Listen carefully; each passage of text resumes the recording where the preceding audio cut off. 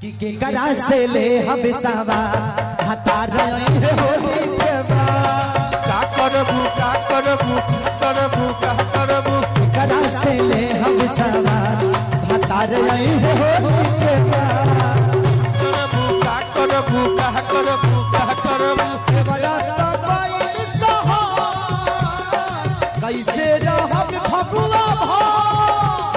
फल फल तैयार नैया हटा दे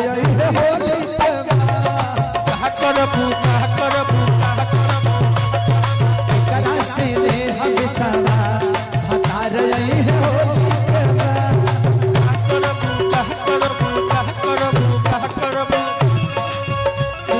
दान में पिया कभी याद को भी पार है दान में पिया खबर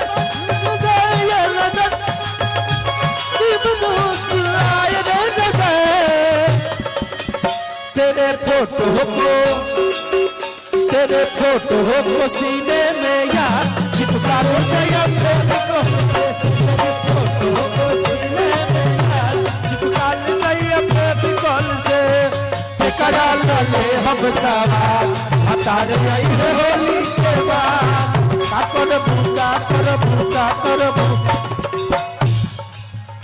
हमारे तोड़ पे जवानी कैसे मना के नहानी रोज बहे फगुना के जानी हो मेहर के परेशानी के दोसर का नहानी जेकर मरद न मरद का जानी हो माजा तुली होई बराबा हटा रहे होली के का करबू का करबू का करबू के डाली फसल में खाद हटा रहे होली के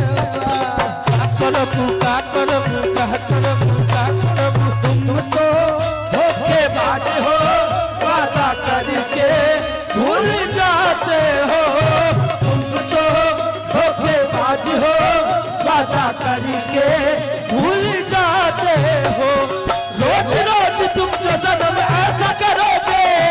हम जरूर उठ जाएंगे तो हाथ मरोगे हाँ तुम तो धोखेबाज हो वादा करके दिल चुराती तुम तो धोखेबाज हो वादा करके भूल जाते हो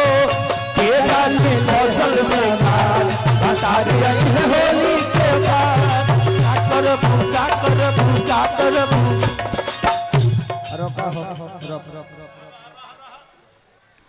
मौसताक जी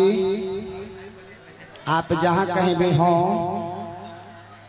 आपके उस्ताद जी इंतजार कर रहे हैं स्टेज के दक्षिण साइड में पेड़ के पास दक्षिण साइड में बहुत सारा पेड़ है कौना पेड़ के पास कटहर के पास कि सिरफल के पास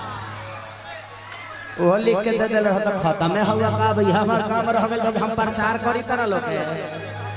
के कहां भुलाई बा कि काहे कइला का बनवा समझे हाथी सजना जब जाए के रहे लुधियाना हो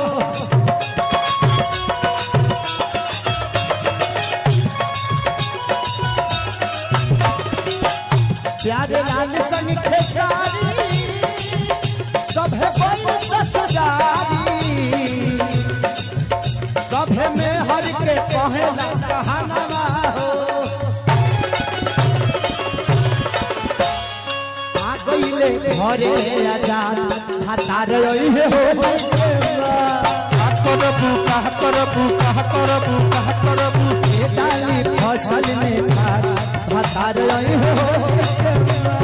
बाद करबू का करबू का करबू का करबू एकरा से ले हम सवा हटा रहे हो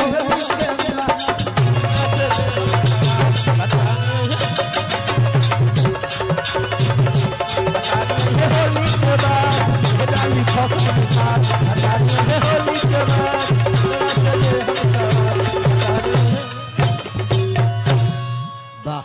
क्या नाम है भाई? रामबली पासवान भाई की तरफ से 1000 रुपए पुरस्कार। का करबू करबू का करबू करा से ले हम सवार भतार आई है